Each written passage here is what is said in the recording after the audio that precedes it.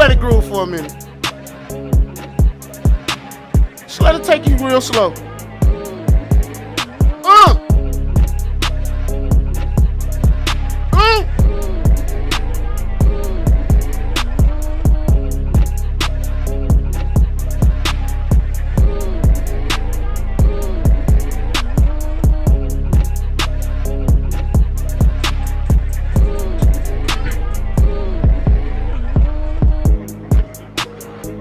It's your boy Big Nate with the Real Underground Radio Station, baby. Oh, weed, baby. Oh, yeah. Uh, just let it groove.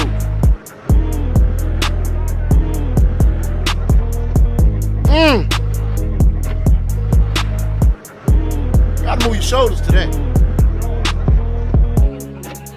Little head nod. Ooh, wee, baby. Hey, man, this your boy Big Nate with the Real Underground Radio Station. This is Nate Logic, baby. Ooh, wee. Hey, I am so glad, man. I know I'm running super late, man, and I apologize, but listen, I'm not running on y'all time. I'm running on our time.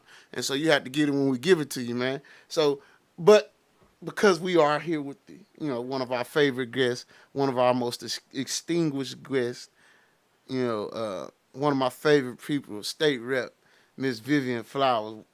How you doing? I'm doing great. And let me start by apologizing because we are late because it's my fault. I wasn't gonna say whose fault it No, was. I'm gonna go ahead and say it. I was not gonna say whose fault it was. But I just want to thank you for changing formats and letting us you know, move ahead with this Well, um one time thing together. one thing about it, you got to be fluid in this game, and you got to be able to move with the times, and you got to find out ways to make things work. And so I also understand that you got a family, you preparing, you probably been cooking for a minute. Actually, I have been. I'm gonna be snapping beans What time while did we talk. so you snapping beans now? So you've been getting ready for Thanksgiving for a while. This ain't nothing new Oh to you. yeah. Well, you know When did what? you No, start we cooking? we intended we intended to start Monday, but we starting today. But see, you had full intentions to start Monday. Yes, we did.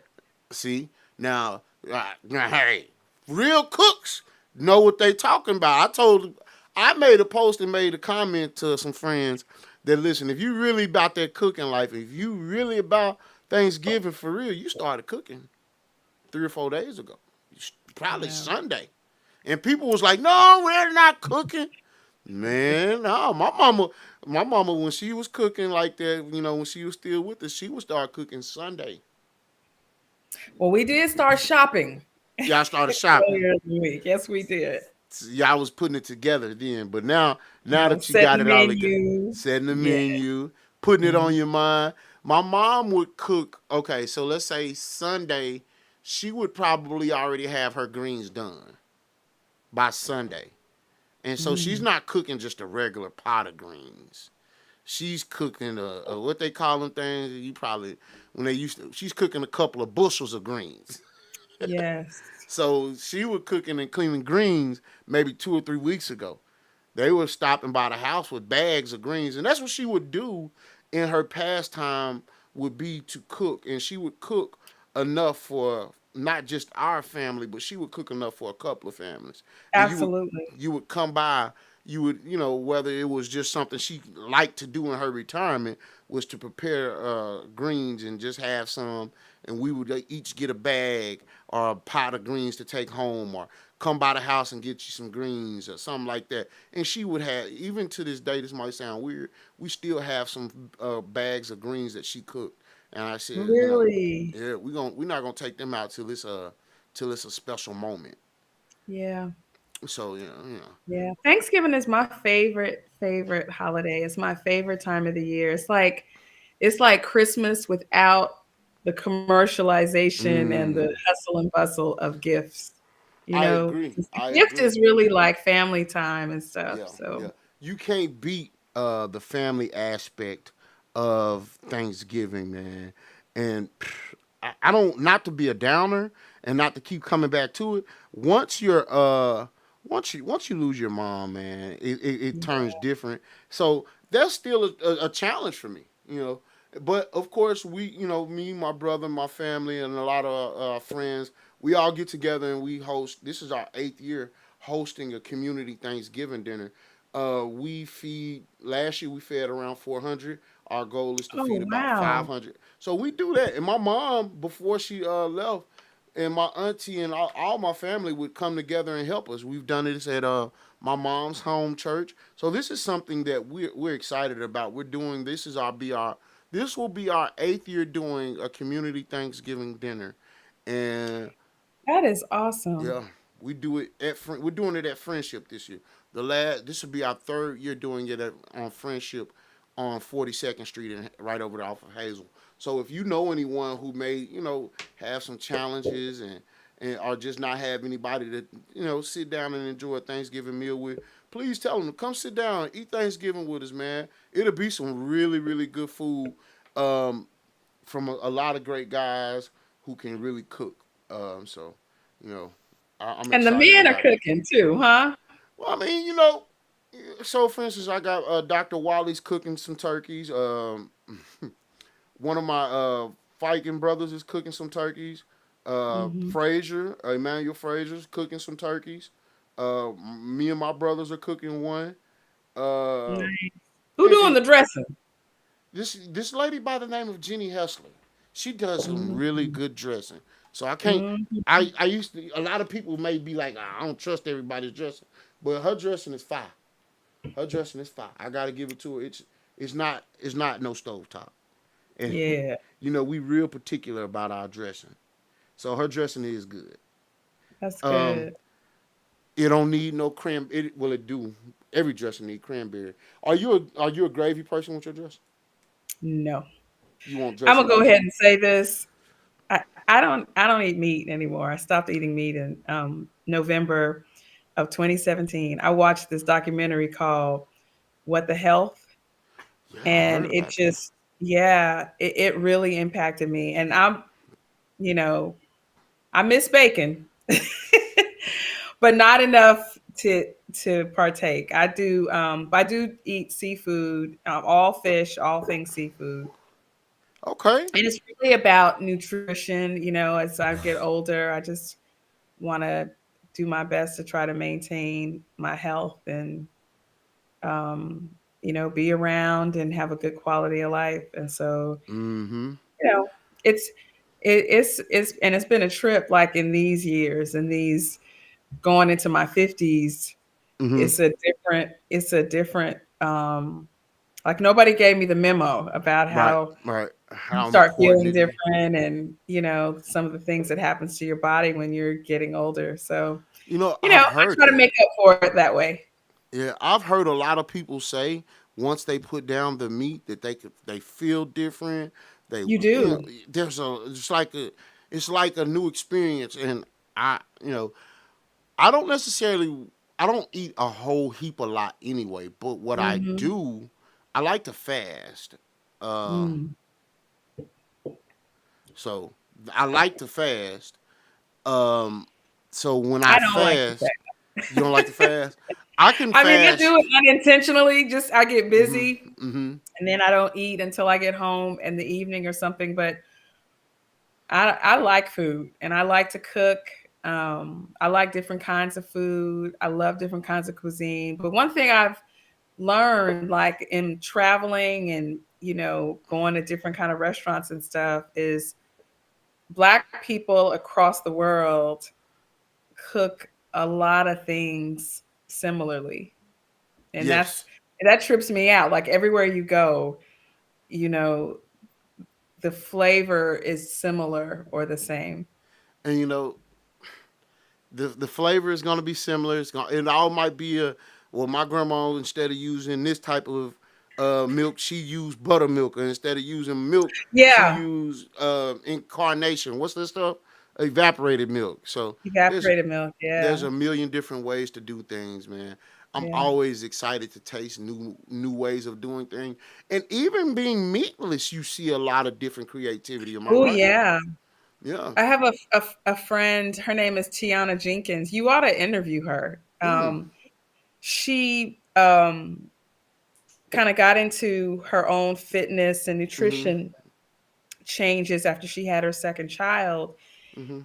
and she's a PhD public health, so she started Mhm. looking at the way that nutrition factors into your health and everything. So she went vegan. Like I tried going vegan. I'm not doing that. But she started a whole like product line called Onita. I think Really. Onita Foods, and she does like nutrition and fitness consulting, Mhm. and she started a whole food line named after her grandmother. So that's Mhm. where Onita comes from. I'm giving her this shameless plug, but it's really impressive how she has taken this sort of personal journey Mhm. and experience and turned it into not only a business but really a ministry. So I just thought I would mention that. Like she's a good example of somebody who can take it all the way, and it looks good. I mean, if you go to her website, or not her website, but her Facebook page, she like shares, and she's on TV sometimes, like some of these morning Wow. shows. Oh yeah, she doing it now. She She doing her thing. That sounds doing her amazing. thing. Yeah, I yeah, want to do it. Like one of my frat brothers does this thing called Meatless Mondays, and he's been doing mhm, that for a while, and that's been amazing for him. Where he just on Mondays he doesn't eat meat, and I'm like, yeah. that I think what it is that sometimes we feel like we got to jump right into something. Sometimes you got to put your foot in the water. You know, one thing that like really had me thinking when I watched that documentary was how when I was a kid, and especially when I would be with my grandparents in the summertime. Hmm. My mom's parents were from Lonoke, but they lived in Little Rock by the time I was a kid. And then, of course, my dad's parents were here. And back in the day, like when I was growing up, you didn't do a whole big old glass of orange juice or different kind of juices. It was like juice glasses were like this small, and you know what I mean? Hmm. So all of this sugar that we take in and stuff, you didn't have big gulps. Right. As a matter of fact, like when Daddy would take us out to eat, it was like a special occasion. It was if he brought every now and then he would bring us McDonald's or something to school especially if we had an appointment or whatever, and it was like a big deal to get McDonald's, not like dinner. Not Hmm. every day we eating some fast food or something. So, I don't know. And I remember that documentary, and I'm gonna get off this, but I remember that documentary called Super Size Me. Yes, Really, I remember that. I yeah. remember So that. it's been a lot where I've really been thinking about like looking around, and I just remember when I was a kid, it's just like all of these diseases, the heart attacks and the diabetes, it just wasn't like what it is now. And I served on the Minority Health Commission for about a decade when I was in my 30s. And I just learned a lot. Like every disease you can think of, just about all of them, Black people suffer and die from them more than other Hmm. people. And save for a few, but mostly, all the killers, the cancer, the heart disease, the hypertension, the diabetes, we there. Like Well, and, we are and and dying those from. things play such a huge part in our community that Yeah. we don't get to fully. Health is important. I can't push that enough. I'm Health is not. wealth, baby. Health is well. You spend a Yeah. lot of time trying to build and get rich and build income, but then when you get sick, none of that is there. What does So it matter? right, what does it matter? Jamie Foxx talked about it. Jamie Foxx talked about it when he hundred was percent, really sick. hundred Yeah. percent. Jamie Foxx probably extremely wealthy, extremely talented, but when his health went out, you know, What did all of that mean? What he talks about all the time is how his daughter saved his life Yes. and how life is short. And Yes. we say that all the time and we know it. So, It's I important. I think try it's to about remember that. community. It Mhm. boils back down to community. The grateful part that he had, his daughter, um, and our family is part of our community. You know, it's our intermediate community. So I think that's important. Yeah. Um, the people we go to school with, that's a part of our community. One of the most important things that I Yeah. wanted to have a conversation about was one of the most important things to me in my life and what has benefited me the most is the University of Arkansas at Pine Bluff. Yes. Um, it has benefited so many of my family so much, my community, my city, my state, my entire life would be Mhm. different if it was not for UAPB. Um, and all of this leads me into a question: Mhm. why money at? These folks didn't took that money. Them folks has taken or have not turned over, not given, and because I want you to add some clarity to it too. I hear Mhm. a lot about this $335 million that's owed to UAPB, and I'm Yeah. curious, how did they get to owe that much? What's the story about the money first? So let me be real. I'm gonna try to like not do my normal and go into the academics and make it a long story. The short version is that, after the Civil War is when, this country came up with the idea of separate but equal. And Mm-hmm. so when you see a lot of HBCUs right now today, those were universities that were created um, by many white benefactors or Mm-hmm. African American freed men and women who wanted to establish, institutions of learning for Black people because we couldn't go to the white universities, period. Mm-hmm. Correct. Um, so UAPB was a research, or what's called an 1890. So they call it Mm-hmm. 1890 because in, let's say, in Arkansas, um, UA Fayetteville was established in 1862, and as a um, research and agricultural university. And UAPB, as well as many other HBCUs, were established in 1890 through legislation on the federal level that said, basically, if y'all gonna discriminate against Black people, you got to create some equal facilities. Mm-hmm. And in that law, the law actually stipulates that you cannot unequally fund this school and keep them out of that school. So that's why when we talk about underfunding and look at over the years, when you look at funding per student at the institutions, which affects, the facilities, it affects the academic programs. When you look over the years, and Fayetteville has evolved to um, establish numerous master's and PhD programs. Mm-hmm. That happened because of funding support from the feds and the state. Correct. And what the federal government said is, state, if you're going to prohibit Black people from going to these flagship institutions, you have to equally and adequately fund these institutions for Black people. Right. And what actually happened is over the years, we were not equally funded. That's the Correct. bottom line of it. And so people need to also be aware that when we talk about matching funds, over the years, you had like these cooperative extension and um, agricultural research that where they created like agricultural programs.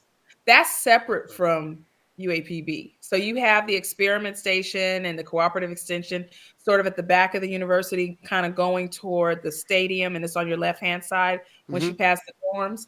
Yeah, I know exactly what you're talking about. So so that is, they get federal funding and then there's a state match. That has nothing to do with the campus. Those funds do not touch like faculty and staff salaries, facilities, academic programs. And so people get it mixed up when you start talking about, the underfunding. The underfunding is not just about the match. It's really about, the underfunding from the time that these HBCUs were established all the way to now. Now, the other thing I'll point out is that when the USDA and Department of Education sent these letters to the governors of the states that have HBCUs, they calculated the underfunding, but they only started from 1987 to present. Wait a minute. Wait, wait. So So they the whole basically right. done took a So hundred the out, 100 years of funding away. 300+ million is just for 1987 to present, not 1890 to present.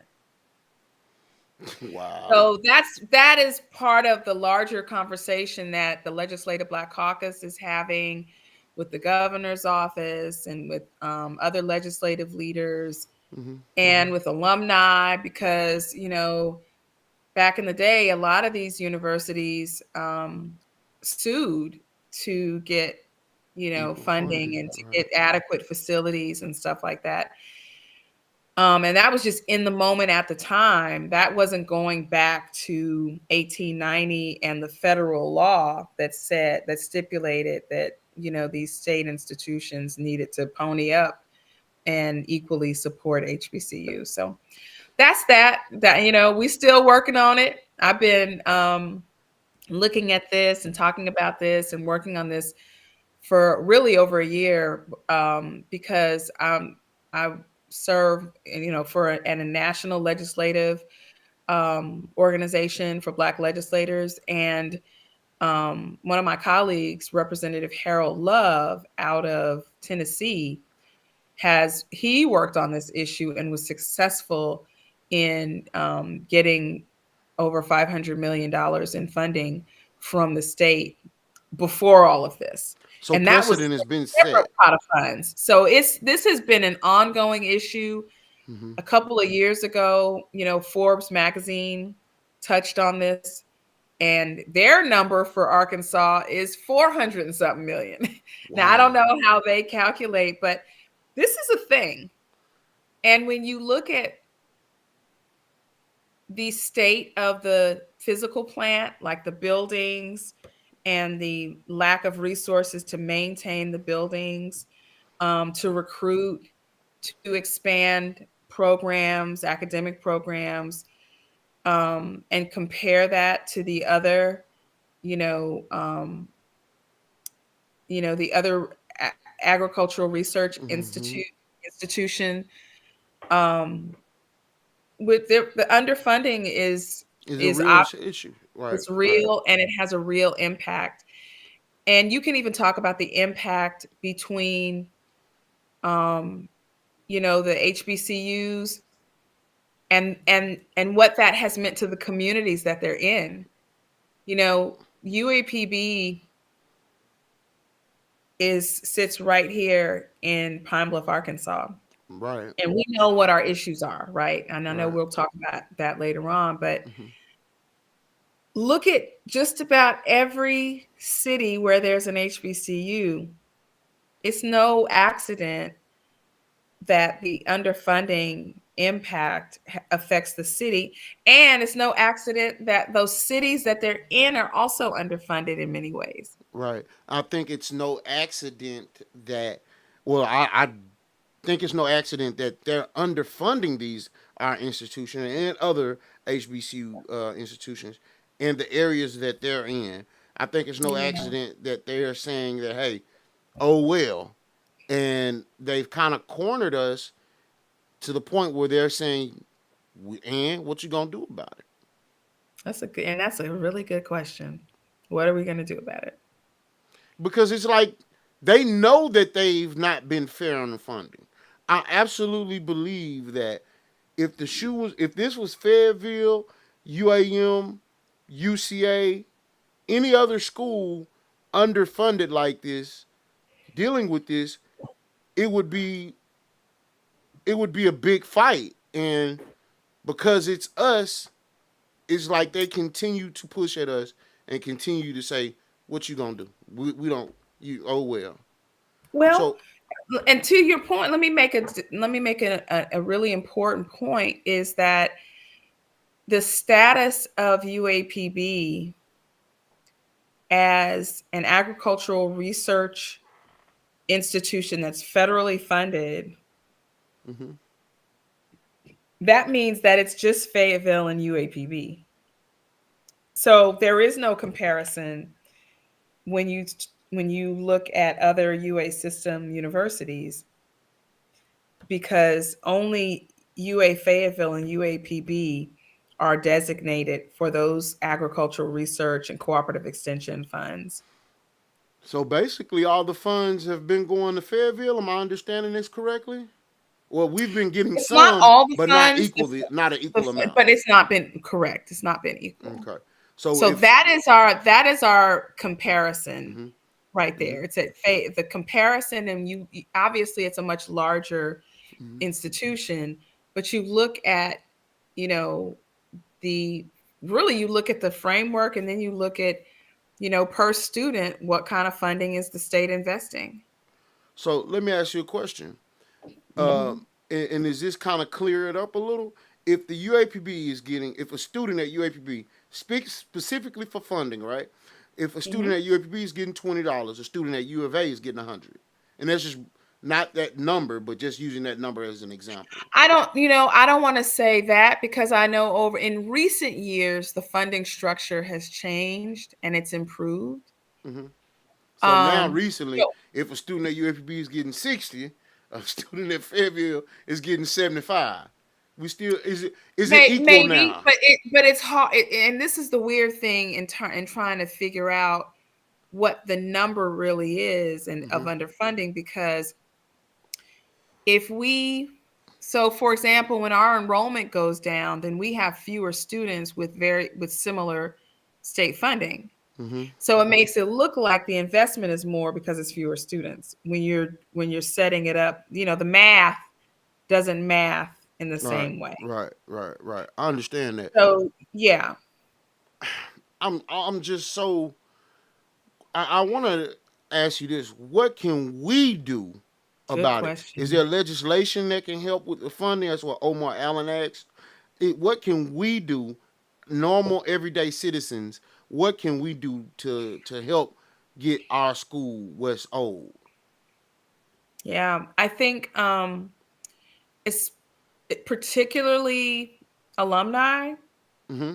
There are conversations happening, and I think that whether you're a student or you're an alumnus of the university, you need to be engaged in those conversations. And whatever the ultimate effort is, whether it's a meeting and demanding through your legislator and your governor's office, what that looks like. There's been talk of litigation. I don't know. I mean, I count myself as an alumnus because I went to summer school, and so by definition, I'm an alumnus. But Eh, I'm not a graduate of UAPB. Um, but it's in my district, so I'm right. very connected, very supportive, and it's kind of like this. I mean, legislators have been fighting this fight for years, Mm-hmm. and in different ways have been able to generate support for the university the best way we know how. But ultimately, the voice of alumni is what will make the difference, And the for voice sure. of the alumni starts at the voting box. Would you say that? No, I would say the voice of I would say that you utilize your alumni association, contact your alumni association leaders to find out, are there any meetings happening? How can I participate so I can keep up with what's going on? Mm-hmm. You know, um, whatever we do as a body, I want to know about it on the front Hmm. end and not the back end. So Hmm. I would start there.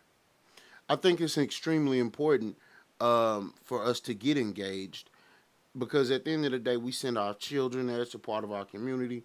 We have to get engaged and know what's going on.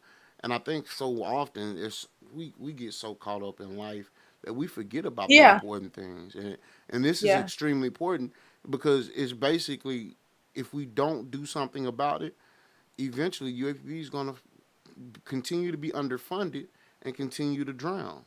And I will say that from the meetings that the Legislative Black Caucus has had with the governor, I feel pretty confident that the governor is going to at least um, make a commitment and incorporate the 1890 match in the budget of the state. That mm, has nothing to do with past underfunding, but in terms of future funding to at least provide matching funds that are required to optimize, the federal funding, mm-hmm. and I think that that is a good um, start and an appropriate gesture. Well, I agree with that. Where so basically what she's doing is saying, "Hey, oops, we made this mistake. Let's right this wrong," but she's not saying, "And oh, let me give you what we owe you too. Let's correct the wrong Let's moving correct the wrong." forward. Right. Righting the wrong, making us whole, reimburses us for the underfunding. So she trying to fix it, but she ain't trying to write it. That's a good way of saying it. You gonna put Yeah. a hole in it. She gonna put a patch on it, but she ain't gonna put no air in the That's tire. good. That's a good way to say I, it. Fixing what? it and not fighting it. Right. Yeah. Um, I go back to. I often believe this. We are ignored based on because we don't turn out at the most power. Our word is at the booth, at the voting booth, and we don't For turn out. sure. The more we For turn out at the sure. voting booth, the more they're gonna start saying, "Hey, if we go to that voting booth 10, 20,000 strong, it's gonna be hard to ignore us." Would you agree or disagree? Let me I not I agree. You are spot on, and that let me tell you something.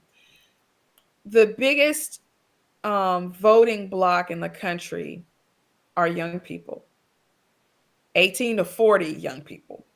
Mm-hmm. And the most inactive voting block are young people, 18 to 18 to 40 young 40. people. And the laws that are So being made affect us the most. look at the so look at the population of young people in state and from out of state who are students at UAPB and who comprise a nice population of people in this city. And what people don't, I mean, I hear a lot of young people say, "Oh, it doesn't. My vote doesn't matter. They're going to do what they want to anyway." They do. They're allowed to do what they want to because you don't vote. And that's not just. Nobody pretends like voting fixes everything, Mm-hmm. but it's about accountability. It's about demanding and commanding, using your voice and Mm-hmm. saying what you want your tax dollars to be spent on, what you want policy to look like to address Mm-hmm. your concerns, your kids' concerns, your family's concerns, your community's concerns. If voting wasn't important, nobody would be spending money or time to keep you from doing it. I think what people forget that voting is politics and voting is a game of inches. Would you agree? So when I say a game of inches, it's not one vote isn't going to move you 20 inches. It may move you an inch, but if enough people vote, it'll get you 10 inches. You know? I would say it depends. I think it depends on the time. Mm-hmm. It depends on what's happening in a country, in a community, in a city, a county. It's like anything. Depending on what's happening, it could be you move 10 steps forward and then you move 5 steps back. Mm-hmm. That's with anything. That's at a Agreed. job, that's in a relationship, that's in your career, that's in school. There's nothing that you can do that's important and you sort of dip your toe in and then you jump in and everything changes on a dime. Agreed. Agreed. So this is your you're looking for some major changes Yeah. and got some major changes coming up. I would almost say this is probably your first big, well, not well, first interview since you've made an announcement. Am I correct? Um, Second, I Okay. did the other day. Was it yesterday? Yeah. Today, Okay. no, it was Monday. Well, we're gonna No. call this one your first. Well, anyway, Deltaplex. I did it with Okay. Will and Greg Horn. Okay. Great. Great. I Great. just haven't posted it yet. Oh, Because I okay. really want to get the whole interview. You know how they do little sort of snippets Right. Right. Right. and post it and stuff. But it was really good. It was a good conversation. However, I didn't get an opportunity to, cut my green beans and You could talk be at about home with me. You know how we which do. I mean, it's a little different. It's a little You know how different when we I'm do. talking to Nate You know Logic. how we do though. This us. You know, you good. It is. Yeah, yeah. So you good. We're gonna have a conversation. I'm gonna let you tell the people what's going on, man. What So, and you and I talked about it a little bit. I have been serving, oh my goodness, I have been working in the arena of politics and government and the nonprofit sector, just in public service for about 30 years. Mhm. Mhm. And for the last 10 years, I have, or 9 years, next year it'll be 10 years, I have served as a state representative in the House, representing at first part of Pine Bluff and now part of Jefferson County, as a state representative, now District 65. And I could run and try to serve until term limits would prevent me for the next 6 years. About a month ago, or maybe a little over a month ago, I started contemplating running for mayor. And I started contemplating running for mayor because I was sort of looking around and looking at the politics and hearing from people about what this mayor's race was going to look like, and really got concerned that we Mm. were going to end up where we are right now. And where we are right now is not only this long, protracted, divisive conversation about go forward. Dun dun Um, dun. yeah, it really is um, a continuation of issues that we really have dealt with over the last 20 or 30 years. And while we're arguing or burying our heads in the sand, over the last 13 years, we've lost 10,000 people in population. So, it kind of negates the argument about a tax. And I'm for a tax, not for the way that it was implemented, but I'm for a tax because we have to do something different and we have to have resources so that we can invest um, to grow our city. That's for sure. Um, but we cannot. If you look back over the last 10 years or But so, let me we've ask you had a question though. yeah. One of the Okay. biggest pushbacks was they from the NAACP and so many others is that they did not want a tax, and they felt like a tax was Well, unfair to the poor people of let me say Pine this. Bluff. It is a regressive tax. It is a Hmm. regressive tax. And anytime you put forth what just academically, it's not me saying it. Regressive taxes have a greater impact on poor people. That's just what it is. They I have or they can't. haven't. No, they do. They Mm, have okay. in the past, and they do, and they will. Okay. Anytime you have a tax that taxes everybody based upon what you purchase at the same percentage, but poor people, people who don't make a lot of money, are going to be negatively impacted just because they're spending a greater share of their income on that On the tax. tax. Okay. Okay, that's just, so I think that's from the perspective of people who are very sensitive about that and other issues. I get it, but I think this is what I know for sure. If we look at El Dorado, and El Dorado, I bring up El Dorado all the time, not because I'm bringing it up. When when Go Forward was meeting and looking at ideas and what a plan could look like, it was completely based upon the model of El Dorado and the El The El Dorado Dorado. Promise Okay, and the it's El the El Dorado Dorado Challenge. Promise.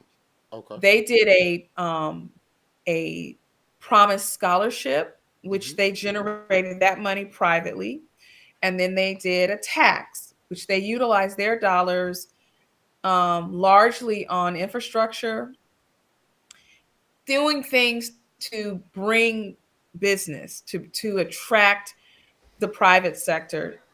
And I think that when you say, "Hey, I'm gonna do it like that," but you don't really do it like that, and then you don't have the transparency and accountability to generate public trust, you're going to have what we have right now. Plus, you had a lot of people, even in El Dorado, who were skeptical, who didn't weren't supportive of a regressive sales tax. But guess why they supported it and why they had overwhelming support for the tax for 7 years, and then they came back and voted for the tax to apply for another 10 years Hmm. Did it help because with the decline they though? had the promise. It was the promise scholarship. So let me That's why ask you a people question. voted for it. Did the promise or well, first two questions. Yeah. What's the difference? What was the El Dorado challenge? Because I'm The not familiar tax. with that. The The El Dorado tax. challenge The is that. challenge was, yeah. Okay. So the promise was the scholarship, if I'm recalling this correctly, and the challenge was the tax. Okay. And the Great. way that they did it is they had public meetings. You didn't have to sign a non-disclosure agreement. But when they proposed the tax for people to vote for the tax, there were deliverable, there was a whole plan. Hmm. There was a budget in advance. These are the things we're going to do in 7 years. I'm When we curious. did, mhm. I'm curious how did COVID affect them? I mean, I think COVID affected them like it affected everybody. Hmm. At the same time, you know, here's COVID, and then it's going to affect communities all over the country Hmm. in much the same way. Hmm. But then when you add to it that, you know, there are challenges and dynamics around what we're doing that are not get offering affording the same results, Hmm. it just Yeah. I think the way we did it sowed a lot of distrust, Hmm. and and things are gonna go wrong. Like, I don't know what went wrong with the El Dorado challenge and the El Dorado promise, but I know for a fact that things went wrong because things go wrong. Stuff Right. happens. When you're doing something new, It's gonna be yeah. it's trial and error. You Yeah, work it you're out, gonna bump right? heads. So I But when wonder yeah, if the goal was for El Dorado Promise was to build the to stop the decline and help people start coming back to the El Dorado area. Did they succeed in that? I wonder.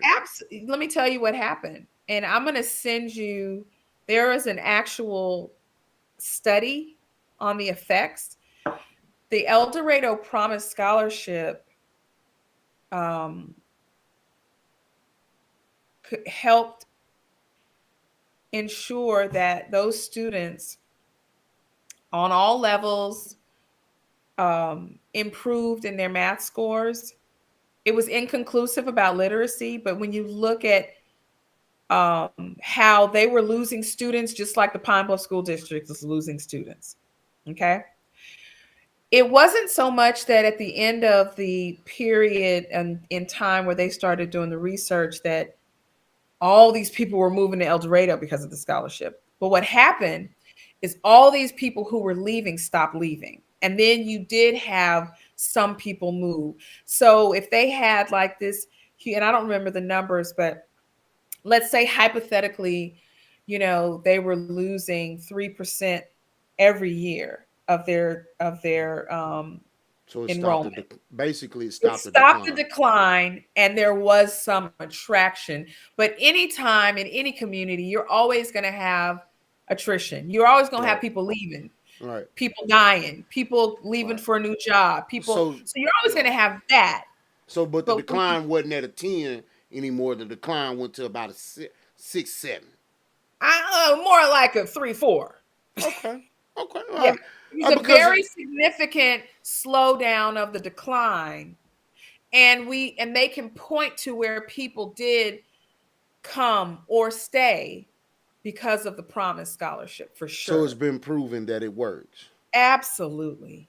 Okay. Absolutely. So I think for the next question would be is what business would you know be willing to buy in and say, well, you know what, we'll do it that way instead. That becomes a challenge. And I think how Yeah. what is your conversation or what will be your conversation to local businesses to want to invest in Pine Bluff now after they seen the things how things went with Go Forward? Well, I think that we can point to some of the growth, positivity, and activity around Go Forward. We can also point to the dollars from the tax under Reedus's administration that led to the building and creation of the aquatic center. And admittedly, there were other private funds. Go Forward invested in that to bring it home, but there would be no aquatic center without that tax. And I Agreed. think that we have to recognize that to say we have to generate funds if we're going to support any growth initiatives, right? All right, and I think a Um, lot of people fail to understand that, unfortunately, due to the decline, there's going to have to be a tax. Would you agree with that? Yes or no? yes, yes. And a lot of I'll people, I say think that this scares a though. lot of people. Let me add to that that if we spend it right and if we grow our own capacity and if we engage the community in a way where people are not just like, let me see what's about to happen. They ain't gonna do nothing. We ain't Pine Bluff ain't never going whatever, whatever, right? Let's look instead of looking at all the negatives, let's look at our assets. Let's look at the positives. Let's figure Mm-hmm. out how we can, change our brand, and what does Mm-hmm. that look like? Because while, going back to your point about how do you talk to business about investing, we could spend 2 days talking about our challenges and our problems and how we can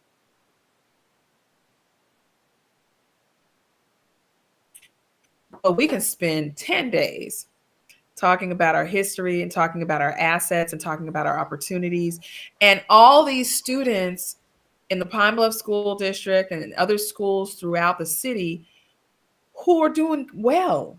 All right. Matter of fact, they do so well when they go to college or they leave for a job or to go get certification somewhere. They leave here and they leave with what we instilled and poured into them as a Mm-hmm. community. And they And then excel. we're left here with the ones Mm-hmm. who have challenges. They excel, and I think that for me is the scary part about it is that we build up some of the best and brightest, We and we do. lose our investment.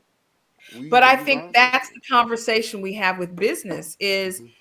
we are failing in some areas, but we are not a failed city. Pine Yeah, Bluff School District is not a failed school district. right, agreed.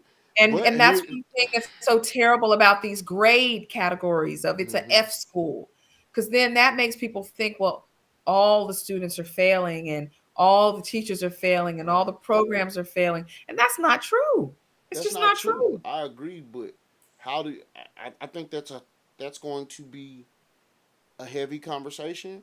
Do you feel you're prepared for those heavy conversations compared to other people who run for mayor?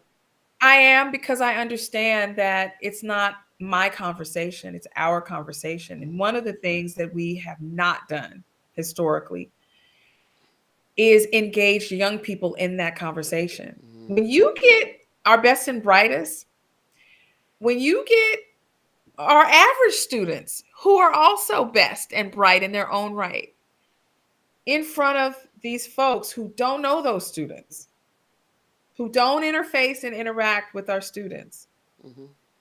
and see what they're doing and see what they're talking about and hear their, you know, dreams and aspirations. Mm-hmm.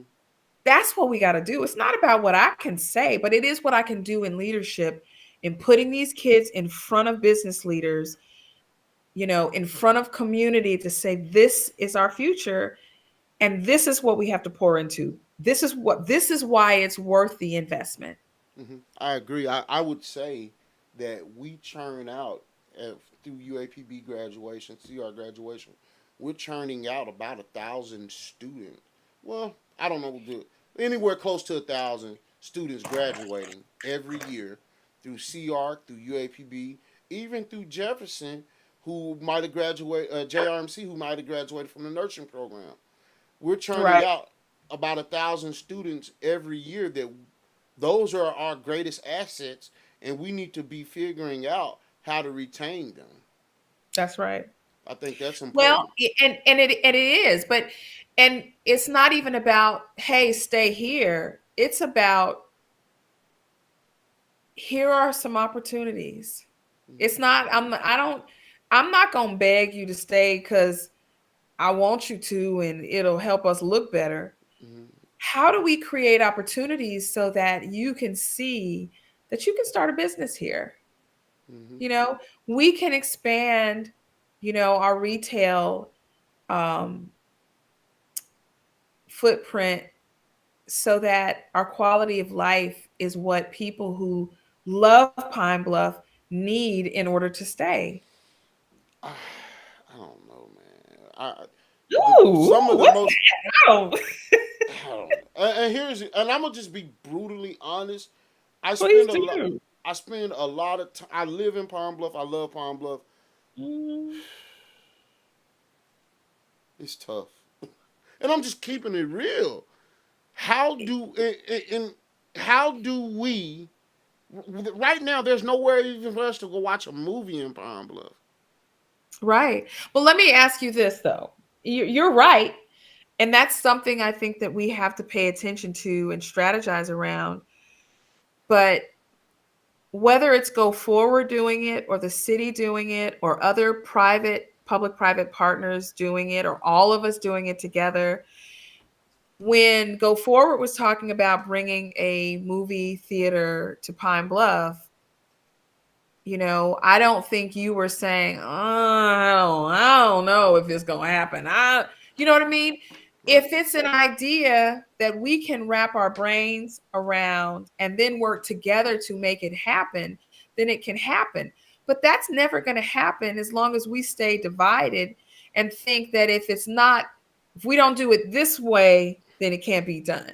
So my question leads to this then. Hmm. We're so divided right now. So I have a two-part question. Hmm. How are you going to bridge that gap and bring us back on one accord? Um, I think people, I know people want to be heard. Mm, People want to be heard. People want to be included. And I think that's the first step. mm-hmm, The and the second step, or maybe in tandem with that, the first step is we have to rebuild the public trust. yeah. There is no denying that there were some major issues, missteps, um, and I can just leave it there without even going into any Right. inflammatory language, just Right.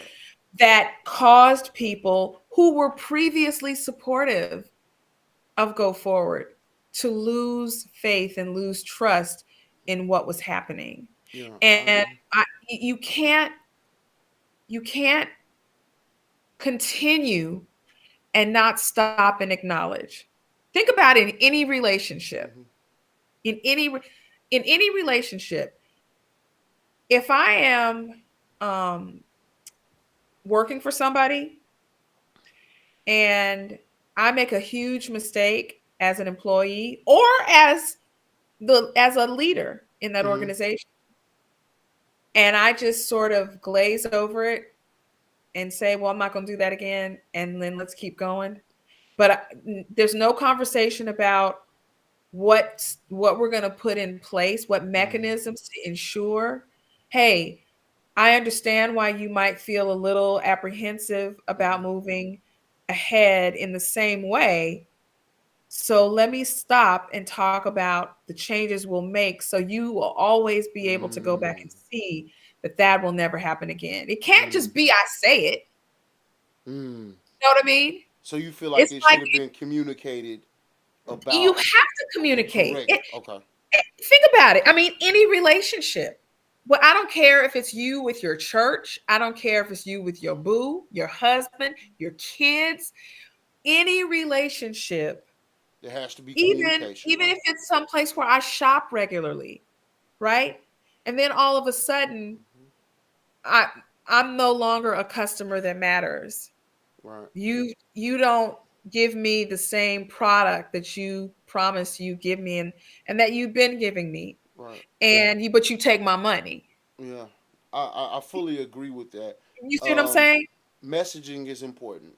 But the Messaging it. trust, the public trust. Yeah. Right. So the transparency, one of the things that I suggested from the very beginning, and I think that would work to re-engage people about how we could take tax dollars for a limited period of time and prioritize those dollars to put us in a position where we are growing our capacity.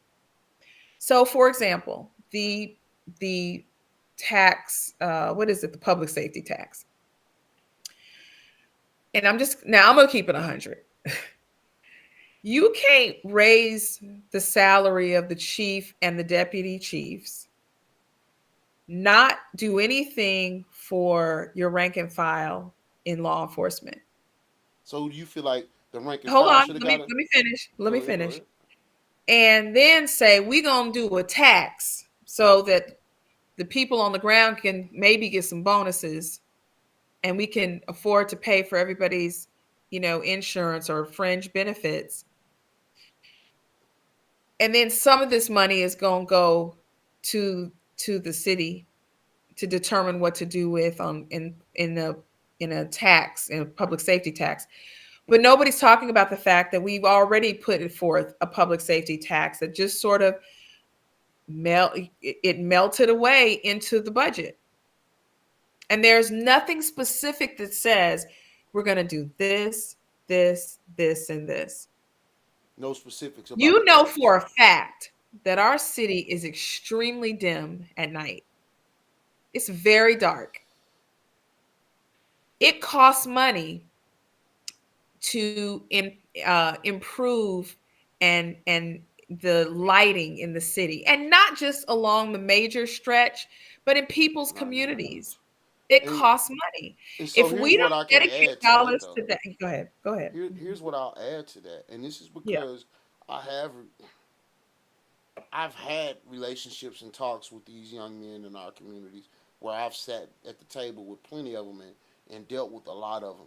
Do you know that some of these they shoot out the lights? I've seen them replace the lights, and I've seen them come right back out and shoot the lights out. Okay. But are you saying that because some people are shooting out the lights, that we don't put lights in place? I'm saying that I'm saying we need lights, but how do Yes. we address and stop some of the? Well, That's what I'm I so don't glad know. you asked. That's I'm why I'm so not glad running for you mayor.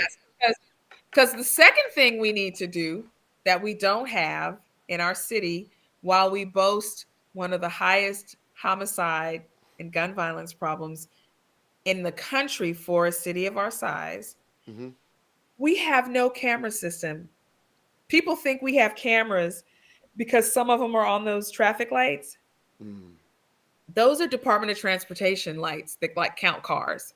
Really? So there's no Really? camera system in our in our city. So correct. So the police department has no surveillance of the city anywhere where they can in real time or shortly after monitor what is going on in public areas. So for example, if they want to take a camera system and review traffic going in and out of town when they're trying to find someone with a description of a certain car that was involved in a drive-by, let's say, they don't have those resources. So then they have to Mhm. rely on who? People to Right. witness who don't Ring. want to do it because they're afraid. Right. Then they got to go to people's houses and say, "Can we please see your Zoom, your ring?" The state capitol has a very sophisticated system for all throughout the public areas of the state capitol, all around and in areas, and and Little Rock has it too. Hmm. So It's so a let me. it's a tool. It's a technology tool to Right. prevent crime and to help investigate crime. Wow. So I honestly did not know that there was no camera system. Let me ask you a question. And just a ballpark figure, are there any cities that with a similar demographic as ours that might have a camera system that you're familiar with? I could, that's a good question. And the next time you ask me that, I'm going to tell you what those cities are. I know Hmm. that cities do and have been investing in those resources or in that technology. But I will say this. So I know there are some, Hmm. even if there were not. It needs to be. Those cities do not have the gun violence and the homicide problem that we have. Hmm. And I'm saying that if we're going to tax the public, we need to tax the public for public safety and address the issue that is ailing our city. Mm. And above all crime, it is the gun violence and the homicides. Agreed. Period. Agreed. 100%. Um, let me ask you this: how Yeah. do you think if the public has already told the city via vote has already told private investors or whatnot, like Simmons or whatnot, that hey, we're not paying for this tax. And I may have asked this once, but I guess I really want to go back to this. How, if I'm an investor, right? Mhm. I don't know if I've looked at this thing twice and said, hey, I don't know if I've looked at a city that's told an investor two times, I'm not investing in my city if I'm willing to sit at the table with them. But I don't think so there are people who have said they don't want to tax at all, for sure. Mm-hmm. Most of the people I've talked to have had a problem with how the tax has been applied Mm-hmm. and Mm-hmm. some of the issues that I've raised. Mm. And I think that to answer your question, let's say as mayor, um, I and a majority of the city council supported a sales and use tax that included language requiring a certain level of transparency and accountability. There was a budget attached to it where we shared with people this is how much it'll raise and this is what we're going to spend on it. And in 7 years or 10 years or whatever, this is how we're going to spend your money. This is what you can expect to see at the end of 7 years or 10 years. I think that would pass. Mm. I think it would pass. And then I can go to business and say people are willing to make the investment. And this time we will engage other private partners. And this will be the process because what we're going to do is not only make these investments and partner with private business and nonprofits, we ourselves are going to grow our own capacity so that as we redevelop our economy, as we, raise funds and grow our infrastructure and, invite businesses, even fund businesses to come in Mm-hmm. and do what we can't do, then we might say at the end of 10 years, we might do another one, but instead focus on this over here. Focus on the redevelopment or the development of Lake Saracen, or focus. There are a lot of things that we could do. But once you have the groundswell, once you see the progress, then it's a no brainer. Hmm. So let me ask you a question then. We Yeah. see the progress, we see the work, we're doing all of these things. How, for those people who feel like we don't need a tax, what Uh are we huh. going to be able to do to bring them to the table? Show and prove. Mm. Show and prove. Let me tell you a story. When um so I don't know if you remember the effort to build a new library Mm-hmm. cropped up about really shortly before I ran for office. So probably about 10, 11 years ago. Mm-hmm. And initially I was opposed. I was too. I was and I was concerned. I was like, "Wait, we got bricks on the street. We can't have a homecoming parade. Business is completely shut down downtown, and we're going to build a state-of-the-art library when nobody uses the library we have." And in my mind it made total sense to not support it. But I was like, "You know what? You guys need to go talk to the community." Right. You know, you need to talk to the community so that they can make an informed and educated Decision. decision. Right. Right. And guess what? They did that. And They the did that. community vote. So was there a vote for And then for a they new voted library? for it. They Okay. voted for it. Ann Talbot, little petite lady who lives over not too far from my parents. Um, this was her baby. Mm-hmm. And she talked to everybody and got everybody's support. And you know I told her straight up, like, I have reservations, but the very forefront of this, you guys are talking about putting a tax on the ballot and you haven't talked to the people. Mm. How do they don't even know what they would be taxed for? How long will it take? How much will it cost? What? And she said okay, and Uh, they did that. The tax passed. The library is awesome. and It's you know what? beautiful. I've used it. I've used it for what's next. And that's the This, thing. People yeah, said people won't use it. Everybody's using it. And yeah. I saw Anne in Walmart um, this summer, like early summer. She make you And eat crow, we, did she? huh? She made you eat Oh crow, did no, she's so lovely. Uh But I didn't even give her time. If she wanted to, I didn't give her time. I said, huh. Anne, I said, I don't mind speaking my mind when I think I'm right, and I don't mind saying when I'm wrong. And I am so glad I was wrong. And I want to thank you for what you did for our city and Right. bringing and building that library. It was worth it. It is awesome. It is beautiful. That and what the Southeast Arkansas Arts and Science Center has done to Main Street, Yeah. incredible. I think so too. I think those things. Oh, by the way, Anne is on my campaign committee. Uh oh. Uh oh. Y'all better look Uh-huh. out. Little hand Yeah, baby. tablet. That's right. That's right. Man, I'm excited for what you. I'm always nervous because I think so highly of you, Mayor Washington, everybody that I have, and I've told you this personally and off air, that I have a personal relationship pretty much with everybody running. So Yeah. I Me, know that, look, me too. right, of course, yeah. And I know that you all want what's best for Pine Bluff, For and sure. no one can question that. I'm excited for to see how that all plays out. I'll, I am I'm exhausted about the go forward thing because I felt like it was progress. Of course, everybody knows my stance on it. I was pro Yeah. go forward, and still Yeah. I'm I don't want to make the I'm willing to say I was pro go forward. but most Yeah. importantly, I'm pro progress And pro Pine Bluff. And let in me pro say Pine this, Bluff, right?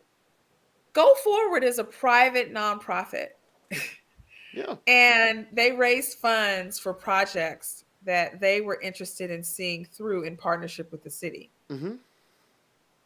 I don't understand why they couldn't do that without um, being at the forefront behind the scenes in terms of the process, because the tax itself just said 5 cent sales and use tax. Like, it literally was one sentence, two lines. Mm-hmm. Go Forward's involvement stemmed from the creation of the Urban Renewal Agency, which allowed them, the latitude to do what they did without violating the law, because the city can't expend funds for or on private business and nonprofit initiatives. Mm-hmm. Um, we just went too far. And one of the things that I'd like to point out is we created, and when I say we, the Go Forward effort, part of that plan was to establish the Urban Renewal Mm-hmm. Agency so it could do what it did to create public private partnerships. Mm-hmm. Right now, because the Go Forward initiative and the 5 cent sales and use tax is still in effect and will be until the end of next September. Correct. So I'm saying in present tense, Go Forward right now is the city's only private partner. How Right. do we how do we advance the kind of progress that we know we need to on so many different fronts with one private partner? And you know what Why though? would Yeah, To me, if yeah, I again, and before I say anything, this your boy Big Nate with the Nate Logic, man. Listen, I need y'all to share this, the Real Underground Radio Station. If you got this, listening to this conversation right now, please, please, please, please share what we're talking about right now. I'll say this, and yeah, I've said this before. I'm excited to see how you guys, whoever becomes mayor, moves forward with this. It is a heavy lift to yeah, tell an investor, hey, come be a private partner with us. Come partner with us as we make Pine Bluff better. yeah. And looking at, hey, you guys had Simmons partnering with you. You had all these private partners that partnered with you and was willing to sit at the table with you, using private funding with you, and you guys basically shunned them. No, no, no, no, You no, don't think no. so? No. People How do you say that when people voted for it and gave it a chance? And Okay. how do you say that without paying attention to the fact that there were some major Major issues? transgressions. Yep. Major, yes. So you can't make it like people just shunned it and said forget you. People, you know, I'll just speak to this. I'm not going to offline though. I'm going to give you an analogy. But Okay. on this, people said yes. Yeah. You know what I mean, in a special election. And I'm going to say this too. The law has changed, which is why I think Go Forward and the city tried to come back so quickly, but I think that was a misstep. Mm-hmm. And starting in January, there are no special elections. These elections will have to be during the primary or the general, which Yeah. means you'll have to really reach out to and convince the people, not a few. It's no accident that the signs, supporting this measure didn't have a date. So when you say it could come back in the primary or a general, Correct. It could come back March 5th. Now, I don't think that's going to happen because I don't think politically, and this is just me and my, sort of political assessment, I don't think that a third Go term would be a Forward good one. can and the city can put forth something in March, but I think the community could. I think the community and a city council member, a trusted city council member, could come together with the entire city council, reach out to their constituents, which includes us, and say, what do you want to see? Here are some of the things we're thinking about. And here are the protections and the guardrails that we'll put in place. And this won't be a go forward tax. This is going to be a sales and use tax to benefit the city of Pine Bluff and our growth in partnership with whoever meets these standards. You know, I Mm-hmm. think something like that would pass for sure. Okay. I am interested. I'm excited to see this race because I know there'll be a lot of different ideas, a lot of different thoughts that come out from all these people sitting at the table to say, hey, we want to make this work. I'm excited about, we've talked about not necessarily a debate, but more so of a discussion with Yeah. everybody. So I'm excited about, I'll go ahead and say it, about working on a round table. I don't want to Yeah. call it a debate because debates can sometimes get a little It's tough. argumentative. Yeah. Yeah, I want to call it a discussion because Yeah. we all have different ideas. Well, you all will have different ideas and ways to go about things, and so I'm excited about hosting that discussion on the different ideas and ways on making Pine Bluff better. Um, Mhm. I know it's going to be a lot of great information that comes out. Where I almost want to just call it a think tank because that's what it is. Yeah. And the people that sit at the table to say, well, I think, Vivian, State Rep Flowers' ideas are better, or Joni, or Sam, or whoever, or Mayor Washington. I think their ideas are better, and I want to ride with them. And Yeah. I feel like that'll be beneficial to the whole community to have a better understanding of how things are going to go. So, was there any? Because I know you got to get back to cooking your greens. What's all on your menu for Oh, Thanksgiving? oh, oh. So glad you asked. I took a picture of it in case you asked. Okay. So me and my brother are cooking. Okay. I'm doing the dressing, the green beans, and I'm doing it like with garlic and almonds. I'm Oh, doing, you putting almonds in your green beans? yeah, it's No, good. that East Coast coming out of you now. That East Coast, West Coast, whatever. You ain't putting no almonds in my green beans. We ain't putting nothing Yeah. but bacon, potatoes.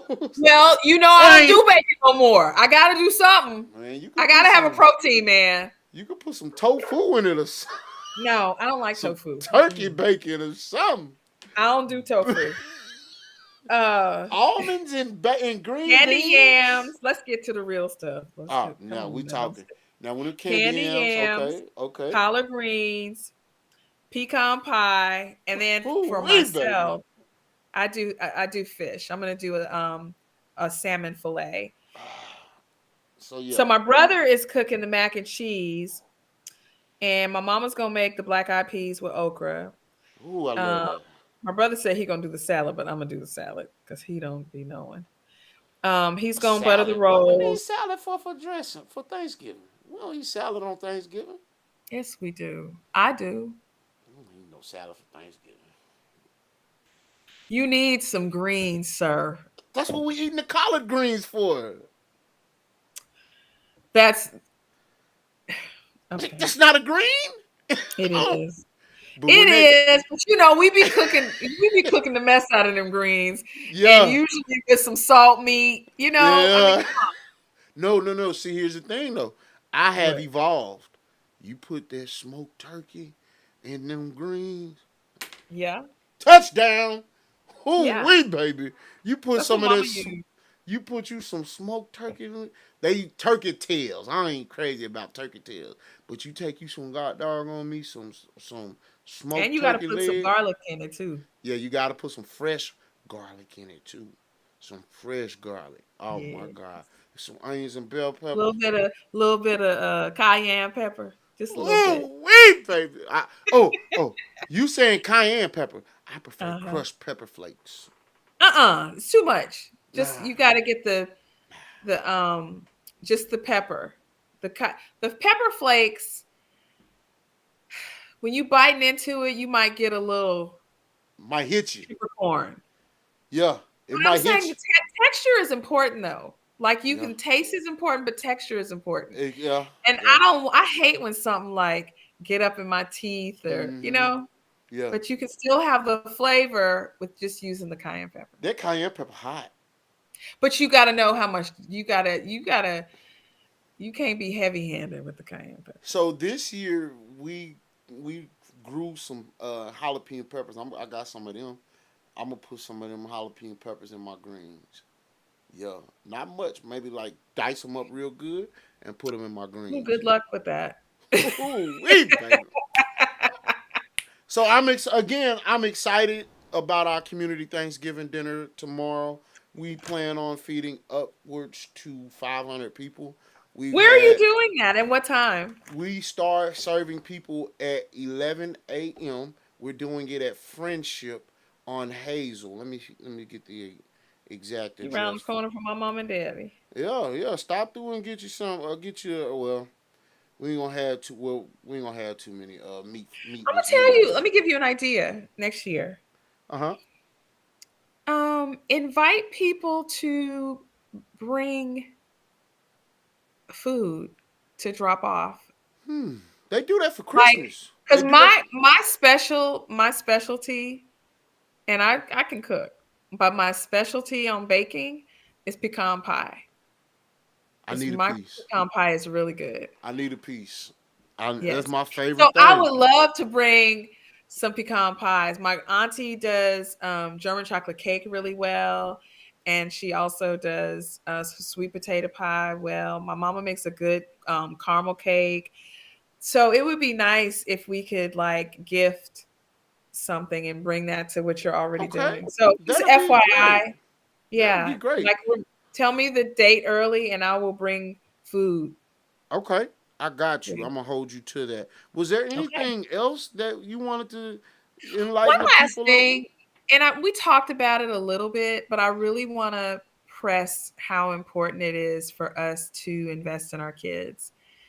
I mean, a big part of my plan and the priorities that I've outlined for the city is about investing in our kids, Mm-hmm. whether it is expanding our summer jobs program, Mm-hmm. ensuring that we have more than one community center, that we have a community center in every ward that young people can go to as a haven for, fun, computer lab or assistance with homework, and just a place for the community to come together. Like we need that. There's nothing for our kids to do. Like Yeah. there's nothing for them to do, but maybe go bowling. And I think there's a roller rink, maybe. Mm-hmm. And Go so we Forward want has them to that. Go Mhm. Forward was working on the The go go kart kart. thing, so Yeah. I think that And let me was say expended. this. I love the idea and I love the rendering. My concern on the administrative side is how do we transition that once we've built it to the private sector, because we don't have the resources to hire people to work there, and there's no like guarantee that it'll be profit generating if you don't have the money, the time, the energy to really grow it, to market it. Mm-hmm. So it's a great idea, but I think that we need to be in the business of supporting private business to do that, and then we let it go. You know what I Well, mean? I think they are bringing in. Well, I don't know specifically, but I've heard rumor or understanding. And here again, this is a messaging issue that they may have had. Right, because we should know what's going to happen. We should know, hey, this is well, we building this, and And then this is this what's going to happen. this This is what's how gonna we're going to happen, transition it. right? And Yeah. again, I've told of You course feel me everybody though know. on that? Yeah, I've told Ryan this. This is one of my dear frat brothers. I'm extremely Yeah. close with. I tell him all the time, bro. One thing we gotta have is we gotta be able to, we gotta be telling the people what we doing. You gotta be able to put your flag in the sand. You On got the front end. yes on the front end. Hey, this is what Yeah. we doing right here. You asking me where your money going? It's going right here, and that has And to it be really louder needs to than be, anything. but it really needs to be when you vote, you know. Yes, You agreed, see what I'm 100%. saying? Then there are no surprises. Right. There no, even for people who vote against it, This what They you knew. voted. This what you stopped. Or no, not even what you stopped. This is what you voted against, but you're not clueless or ignorant about what's about to happen. Right. So when Because the people people who now, did vote for it hmm voted for it because we all were told this is what's going to happen. This is right, how much it's going to cost. This is when it's going to be finished. And then this is how we're going to transition it, or the private partner we're going to work in. And then they're going, like, we should know that. they needed a big mouth homeboy like myself. Well, they had you. Well, They just didn't. They didn't. They didn't. Apparently, they didn't utilize you. they had me, but you know how they go. They ain't had me enough to have me. You should have known the answers to those questions and Right, had people on here so they could, engage with your audience and talk about some Nate Logic right, stuff, right. and then talk about the Messaging, facts. messaging is important. Bottom For line, sure. people Yep. need to be reaffirmed. And sometimes, if all you showing them is projects, they want some reformation. What's the word here? Reformation. Is that a word? They need to be Well, reaffirmed, and that's but just they it. also want to see some stuff finished. Yeah, that's You know what I'm true. saying? That's true. And let me tell you this. Let's say that the people knew up front this, and this is what's going to happen. hmm And this is when this is going to open. hmm And let's say that plan said that the go-kart was going to start here and it wouldn't finish until, the end of 2024. Nobody would be able to say anything about that. But Right, that messaging never took place. That information never took place. right. And that's what I'm talking about The messaging part of it. with regard to the people who say no. They're not, they're saying no to what they don't know. Right. And what I'll add to that is the same concept, and I tell people this all the time. And just to make a quick story, Yeah. a lot of people say Barack Obama didn't do anything. But what they fail to also realize is that you had Senator McConnell who came out and said, my goal is to make you a one-term president, is to get you to make it look like you didn't do anything and to be and basically sabotage what you're trying to do. That's And right. what people fail to realize in a lot of situations and aspects, that same situation kind of happened with Go Forward, where a lot of people who were against it found any roadblock that they could put up, they would put it up. And to Nate, make it, Nate, hey, Nate. hey, I'm just saying. Nobody said that I'm going to spend all my resources and I am going to sabotage and go against everything you do. And nobody did that. The other thing is you keep Can you say that glazing with a over straight the. face? Yes, I can. No, Okay. no, hold on. People might have used a megaphone and said what they said. Nobody had the power and authority to go in and sabotage Go Forward. But They they didn't may have even not. know what was happening. Okay, well, this is what I will say. When certain people were on the council, anything that would hold up progress, they would do. And that's where that pack letter came from. That's where the whole process about progress. You're holding up progress from moving to the next project for whatever reason, and there's some truth to that There's hope, from what but I no. understand. I would say this. If you're on the council and you're asking questions and you're challenging, it is the job of other council members, committee chairs, the mayor to say, no, no, no, here's the answer to that. Well, here's the And dilemma though. then hold But on, that and leads us then back to our hold council on, though. and then people vote accordingly, and you move forward. It's my job as a legislator on the state level to ask questions. We hold the purse strings for the state, hmm and we provide oversight. Right, If I'm not asking questions, I'm not doing my job. Now, 100%. some people may take issue with how I do it. They may take issue with the questions I ask.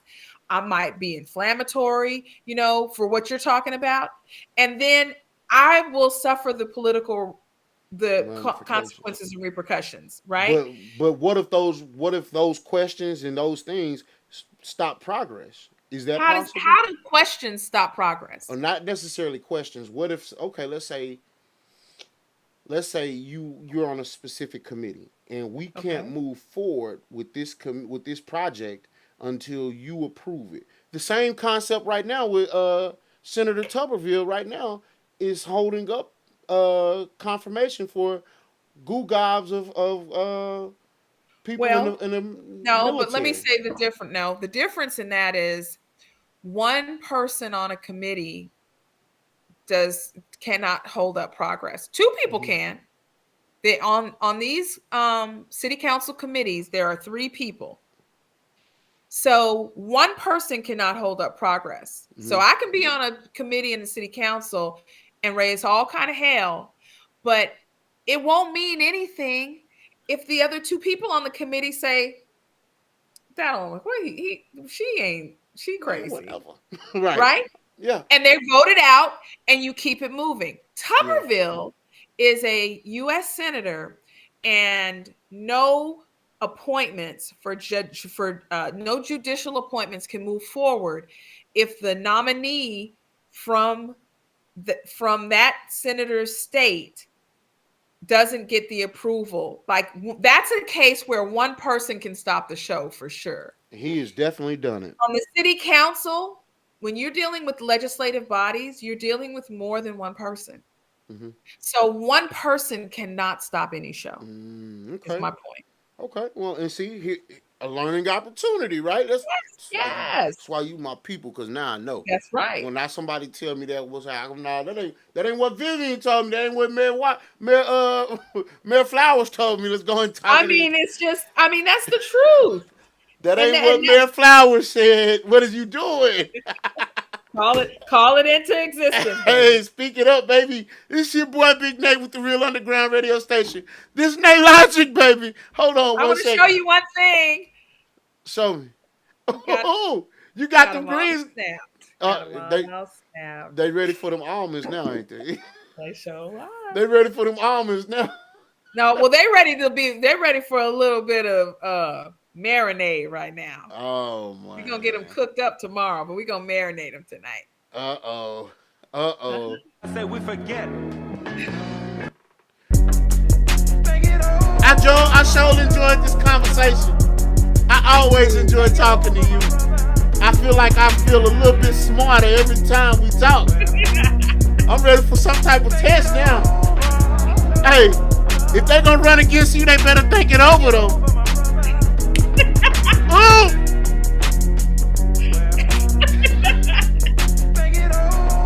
Think it over. Sure. Hey, that's it, baby. It's your boy Big Nate with the Real Underground Radio Station. Ooh! Ooh, wait, baby. I love this song. Hey, I love talking to you, man. You my people for real. This the Real Underground Radio Station. Hey, man, happy Thanksgiving. Happy Turkey Day. Yes. Happy Thanksgiving. I'm sorry. Happy Salmon Day. You ain't gonna eat no turkey tomorrow. Hey, you might wanna think that over. Think it over. Hey, you have a good day, baby. I love it. Hey, this your boy Big Nate, the Real Underground Radio Station. This Nate Logic, baby. Ooh.